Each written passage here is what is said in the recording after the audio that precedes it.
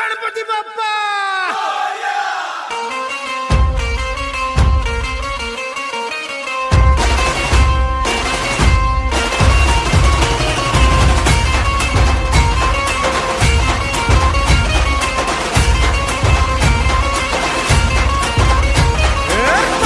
नमन करुणी वंदन इडा मांडून इडा देवाला इडा गावाला इडा पाटलाला इडा मंडळीला आम्ही सांगतो नमन तुम्ही ऐका हो गुणीजन